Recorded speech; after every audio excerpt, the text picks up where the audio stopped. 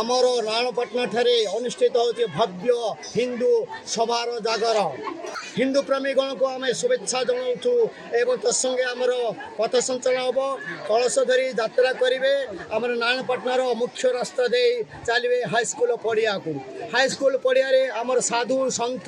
संघर एवं विशिष्ट व्यक्तिगण आसी हिंदू मान किसी भव्य संबर्धना देवे ये हूँ हिंदुत्वर गर्व भारत गर्व सनातन धर्म गर्व 1924 मसीह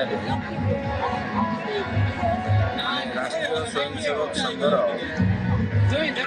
उद्घाटन आरंभ तार 100 वर्ष पूर्ति उपलक्ष्य यही कार्यक्रम हिंदू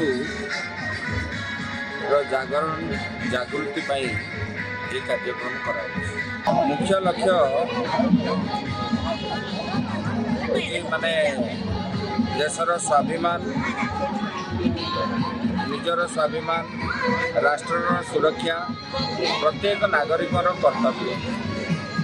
तेणु आमर मुख्य लक्ष्य हूँ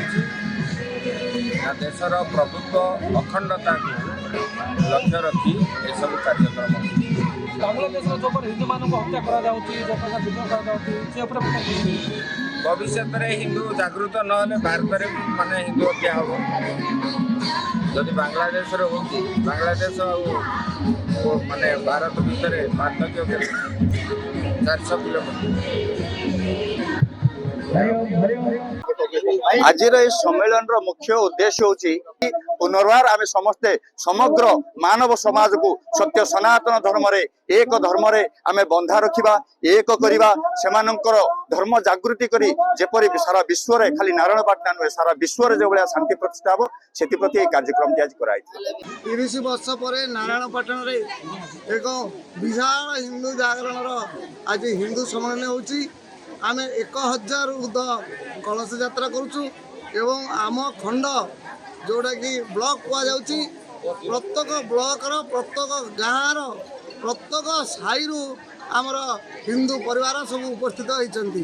5000 ରୁ 7000 हिंदू भाई भौणी आज सम्मिश्रण होची एवं एटा हिंदू जागरण ये सब आयोजन करा देखो हिंदू सम्मेलन ये समस्ते जे जहाँ पूजा करू पछे आम करू हिंदू हूँ हीन कर्म परिहार्थी हिंदू जे कौन सी भेदभाव को घृणा करे कहते हिंदू 33 कोटी देवता पूजा करछे आउ 2 4 6 देवता को पूजा करे किसी आपत्ति नहीं जो मैंने गेंदुरी करके भाग भाग करते से हिंदू नुहति जेपर कि माने जो मैंने एठी विभिन्न प्रकार पूजा पद्धति ना समाज को अलग करती से केबे हिंदू नुहति से जे कौन सी लोक हूँ ना कहीं से ये समाजर शत्रु समाज को क्षति करते तेणु यही वार्ता देवाई आम समस्त एकाठी आज जे आम समस्त एक आउ जी जहाँ पूजा करना कहीं आम माटी पूजा करचे गछ को पूजा करचे साप को पूजा करचे जहाँ को आकाश को पूजा करचे निराकार को पूजा करचे विभिन्न प्रकार मत पंथर लोक अच्छे कि आम समस्त एक आम भीतर भेदभाव ना ये हूँ हिंदू ये हिंदू विचार रही सारा पृथ्वी शांति मैत्री प्रगति आगे भारत माता की जय।